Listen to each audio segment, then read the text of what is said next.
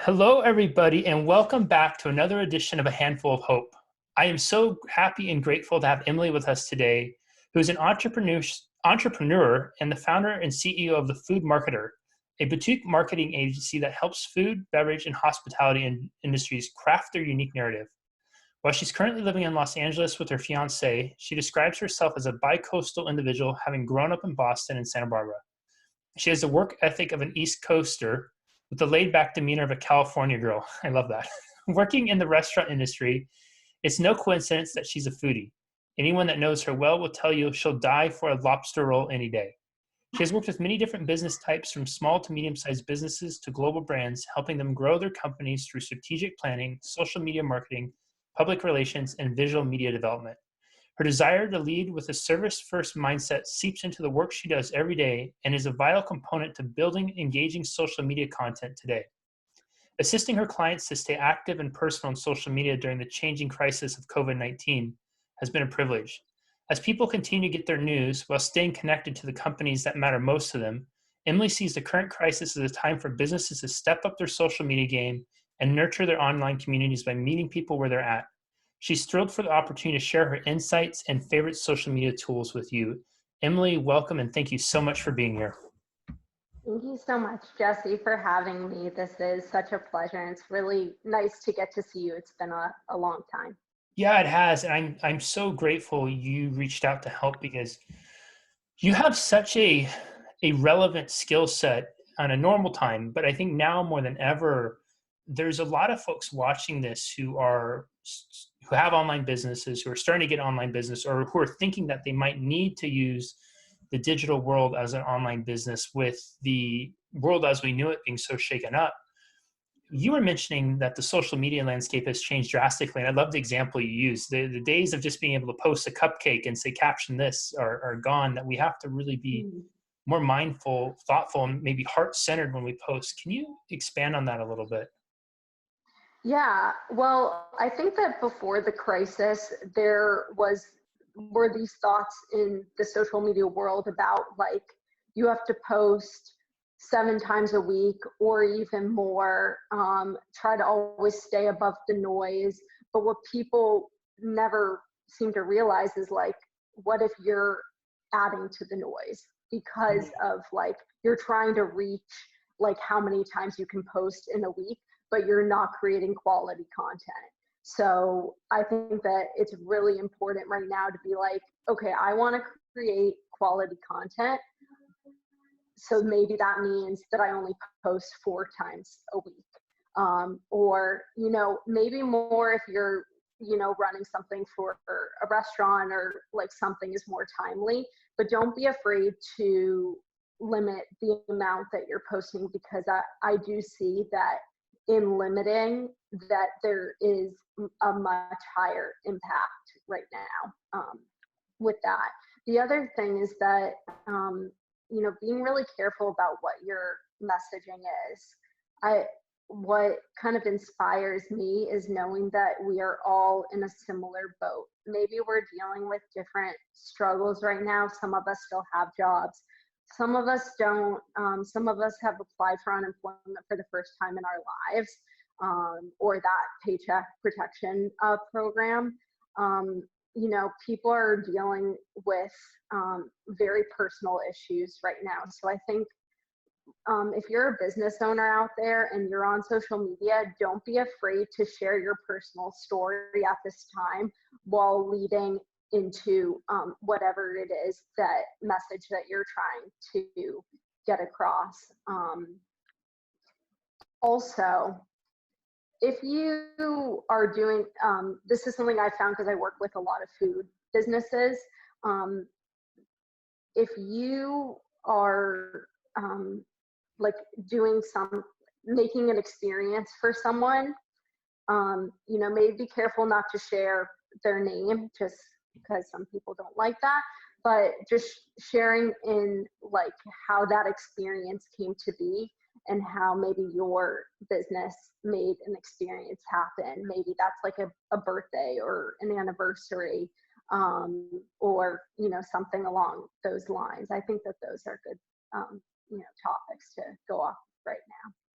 Emily, how how important do you feel things like vulnerability and authenticity for brands will be at this time? I think, and I'll preface that by saying, or I guess not preface it, but I'll qualify it by saying the reason I ask is one of the things that I've observed that I think has been so extraordinary during this time is my feed has been less filled with like the 3 times filtered 2 app makeover photos. And I've seen a lot more images like you and I have right now, where it's the screenshot of a Zoom thing. Maybe it's the dark background, the blue light on people's glasses. And Yeah. it feels like such a more real, authentic human experience right now. So for brands, or even brands, entrepreneurs who are putting content out there, how important is that piece of it now? I'd say that we're at a time where people used to have the financial ability to have photographers and like make everything look very nice. But there's a lot of us out there that don't. And I think that part of meeting your customers where they are at is also showing where you are at. Hmm. So don't be afraid to use imagery of, something like this, where you're on a Zoom call with your team, because what that's really saying to people is that you are actively connecting with your team to make sure that everyone is doing okay. Or, going back to the birthday thing, if you just made a birthday cake for someone and you just want to snap a few photos of it and then explain the story, that's going to get you like crazy amounts of hits. Obviously, I always feel strange saying that, but I do know that's a metric that, all of us in the social world, we do pay attention to engagement.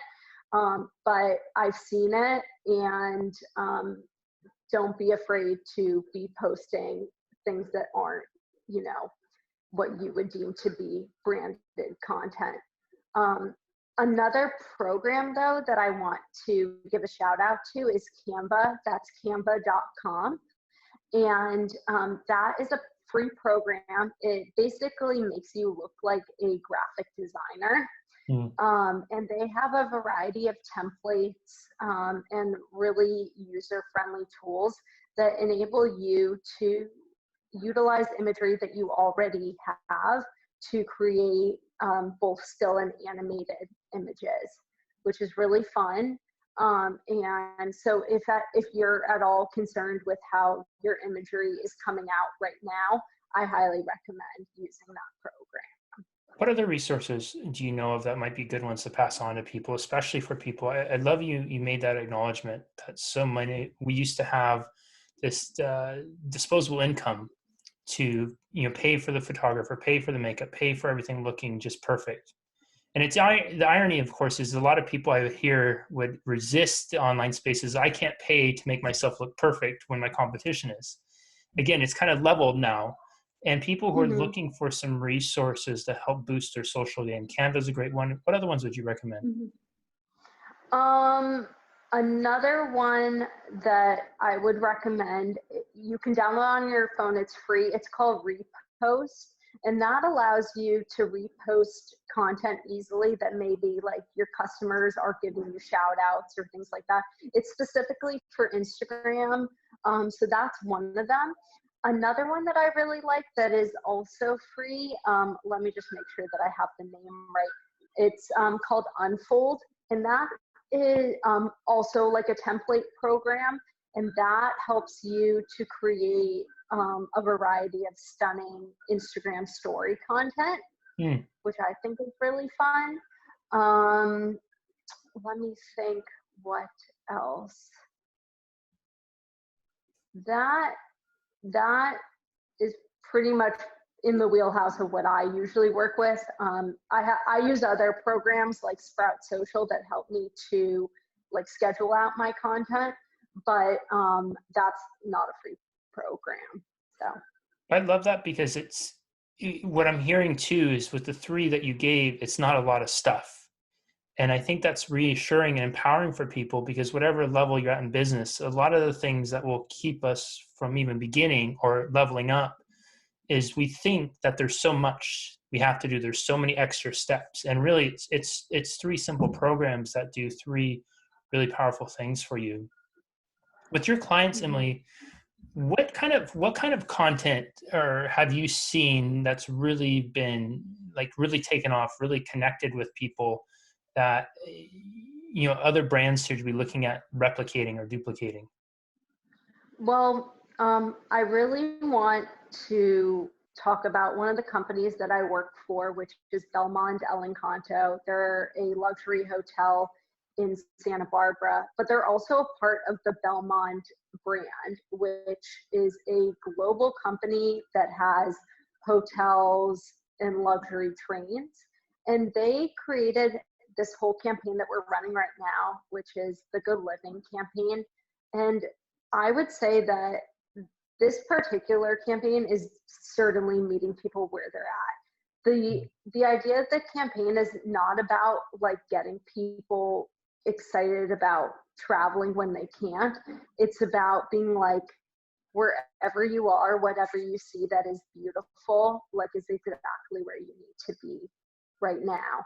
Obviously, we're sharing gorgeous images of areas like around the hotel, but we're not saying like, one day come and experience the zero edge heated pool. Like, I feel like the best example is to just read one,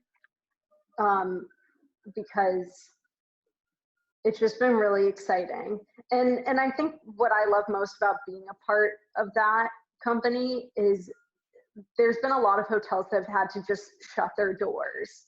But I love how Belmont has been really innovative and have been like, okay, we're not going to stop our marketing, but what can we do to make people who look at our brand on a daily basis feel good about themselves? Mm. So there was one that we did the other day that says, cherish the stillness rarely found in this fast-paced world. And Mm. I think that's really relevant because I think we can take a lot of solace in knowing that we all get to have stillness right now and not forgetting that that's a gift. Why do you think that particular campaign is connecting with people? Is it because it's meeting them where they're at? Is it because it's not trying to sell them on something? Is it because it's humanizing the experience and saying that, all 8 billion of us, like, we're all going through this? Why do you feel that campaign is really connecting with people? I do believe that the campaign is meeting people where they are at, but also showing people that wherever they are in the world, that there is an abundance amount of beauty that they can experience just by going outside. And also, Belmont is actively bringing experiences to people that they can do in their homes. There was an article that they have a variety of experience influencers that they've worked with. Just this last like Easter Sunday, they had a bunch of like experience makers.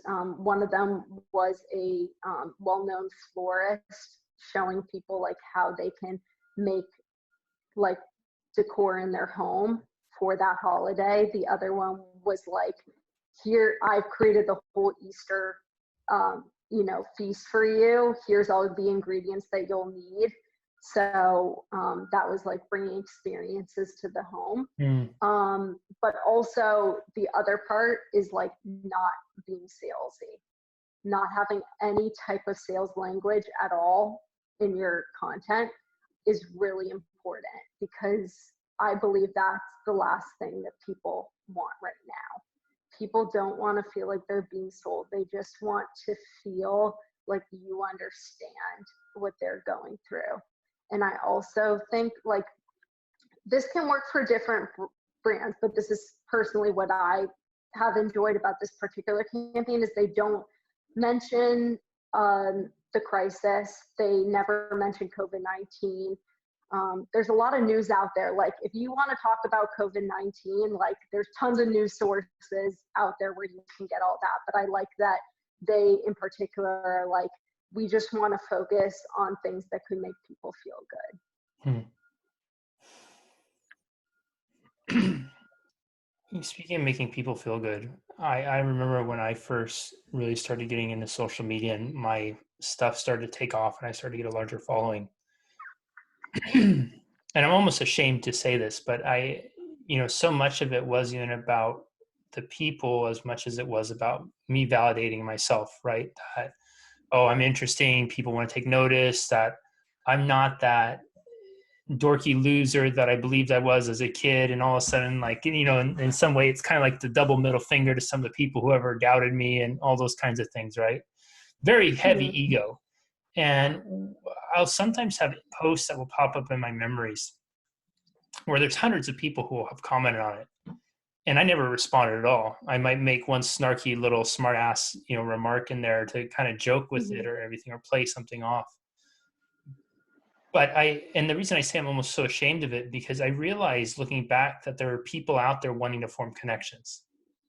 And I was Mm-hmm. so self-centered in myself and the business and the brand, whatever I thought that was at that time, that I wasn't understanding that on the other side of those avatars, there's really human beings.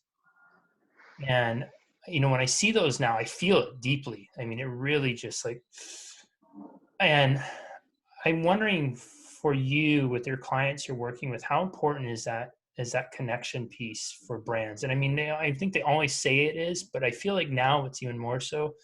What Mm-hmm. are your brands doing what are you doing with your clients to connect more, to humanize it more?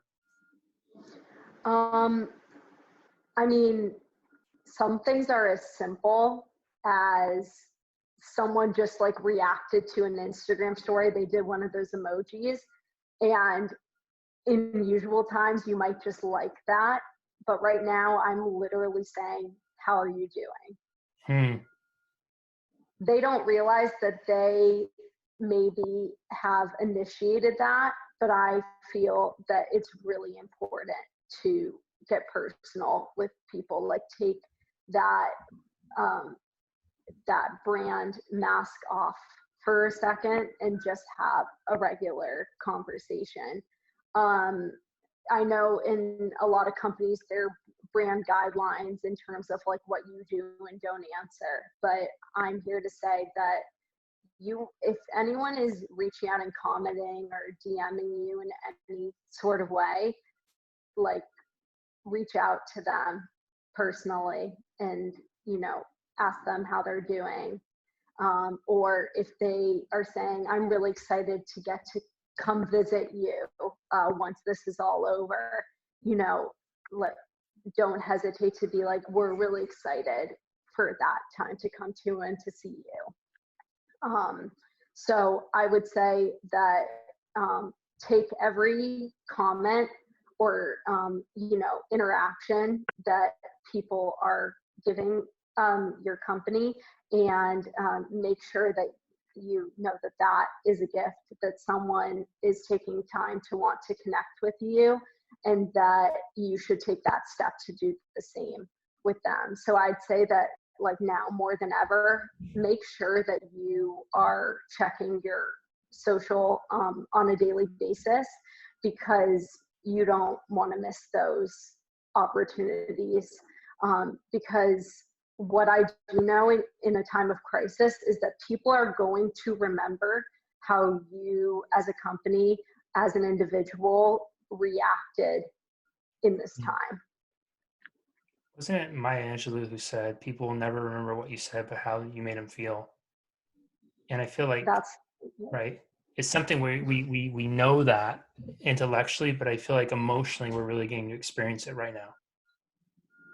Yeah, I mean, I think that in our fast-paced world, I, I think the idea of getting personal is something that we shy away from very often. But God or somewhere is giving us this gift to be like, okay, we've all leveled the playing field. This rarely happens, so let's just get real with each other. Hmm. Getting real with each other, when we were talking beforehand, you were mentioning to me languaging in social posting, and I'm really curious with your thoughts on this, because I will see it, and it's almost fascinating because you can observe entrepreneurs going in and out of that fear mindset to like a focus mindset, irrationality to rationality. And when they're in Mhm. irrationality, you see like this really well crafted post that seems like it's really connecting with people. And then when they're in irrationality, they're going on some political tangent or something like that. Yeah. and, and I'm wondering, like, and so linguistically, I spend in my world a lot of time with languaging. How important? I mean, I think languaging is always important, right? Hmm. Is it more so now? And if so, what kind of things linguistically do we need to really be considering when we're putting out social content? That's a really good question. I love that. And I just have to say straight out that I love being in a communication role. I think being a good communicator is important always. Obviously, it's very important right now. Going back to that, you don't want to have any type of like sales type of like language. Um, so I would say that when you are writing your content, when you're reading it over, ask yourself, am I coming from a place of service right now? And if you aren't, try to tweak it to where it almost feels like you've outstretched your hand to Mm. someone. Um, I'm trying to think of like other examples of that. I felt that Um, when you said that. yeah, like it's difficult to explain like linguistically, but it's more just like, you know, nothing about like we're having this sale right now. Da, da, da, da. It's more like um, we know that you want to be connecting with your teams right now. Like this could be like something Zoom could use. So we've extended our free application to not be cutting you off after 40 minutes because we know that now more than ever, it's important for teams to be connecting, even if it's on that Monday morning when you just need to have that check-in. Like we just want you to know that we're here for you. That that type of language. Hmm. Now the opposite of that could be like, hey, right now you can get a free Zoom account that won't cut you off after 40 minutes. Like that is the opposite. So I guess that's my example. I appreciate those examples so much because I could feel both of them. When you talked about the asking yourself, is this coming from a place of service? And imagine extending a hand out. The visual I got for that was so powerful. I got truth bumps. I call goosebumps truth bumps. But then when you switch, and as soon as you said the hey and your body language shifted, you could just tell. I mean, I think that I do this all the time. Sometimes I try to over talk and explain stuff, but I appreciate those examples so much because they were feelable. They were experiential examples. I experienced both of those profoundly, and it deeply, deeply resonated with me with that. And one last point I want to make is that people don't realize that they're creating experiences in their work uh, life right now. Um, don't be afraid to use those for content because you will realize that people appreciate when you share the personal stories. And I think that even on Instagram, there's really easy ways to do that, even without you not doing anything. Like even if you're re-sharing a story of someone using your product right now, or eating your food or something like that, like that's an easy way just to be like, you are a part of my brand experience. Hmm. Emily, I told you before we started that this was gonna happen. I was gonna run out of time and not want to stop. And in the interest of time, I'm It's gonna okay. have to. So I want to ask you just one quick final question. For people out there, whatever stage they are in their social game, whether they're the solopreneur, whether they're a bigger company, bigger organization, whether they're posting because they're trying to rally their community or they're posting because they're trying to really connect with their team and their customers and clients. What is if they could walk away from this and take one action, one critical action that's going to make a positive stride forward for them, what action would you want to see them take? Think before you post, because like I said before, whatever your company or you as an individual entrepreneur creator are doing right now to show that you are in this with everyone is the better road to take, and that is the positive that you want people to come away with. Right now, investing in your like human capital, in your human side of your business, is the best thing that you can do. So really put the sales language on the back burner, and just literally share the experiences that are happening in your company, because I can promise you that someone out there is going to resonate with those messages. Love that. Everyone, this has been a really powerful conversation. And whether you are a entrepreneur, solopreneur, you own a business, you have a big business, you have a big brand, a small brand, wherever stage you are in the game, or if you're just someone who uses and consumes social media, which hint, hint, it's all of us. Really consider heeding what Emily talked about this day. I love that image, and I'm going to find one and print it up just so I can have a reminder of somebody extending a hand, the act of service, to think serving of others first, and that's pausing to think. I didn't think she would say that, but when she said it, again, I felt it. I'm a fairly visually expressive person. I move a lot, and I hope that you rewatch and you pay attention to my body language with some of the things you said, because you can see that I was experiencing what she was saying as my truth with it. We go on social media. The original plan with the whole thing was to connect, and in somewhere we may have gotten a little disconnected from the connection piece. And at this time where we're sheltering in place, isolating, what an extraordinarily powerful opportunity to connect. And for those of you who are brands and businesses out there, imagine this question: what would it look like if you, when you go back to business as it was before, what would it look like if you were more connected and closer to your customers and clients than you were before this great pause? What would that look like for you? How might you show up? And if you go through and look at what Emily laid out for us about how we language things, about how we really take into consideration that how we humanize our experience. And it doesn't matter if you're just starting out or you're a little strapped on cash, because she laid out great resources like Canva that any of us can use that are free, that help us elevate our social game, and remembering that that doesn't necessarily need to even be the case, because what's really being valued right now is that human piece. You are a human being just like all 8 billion of us, and we're all having a very human experience right now. Don't be afraid to share it. Don't be afraid to show it. Don't be afraid to be you. Emily, this has been absolutely incredible. I'm so grateful you took the time to share with us, and thank you for blessing us with your magic today. This was awesome.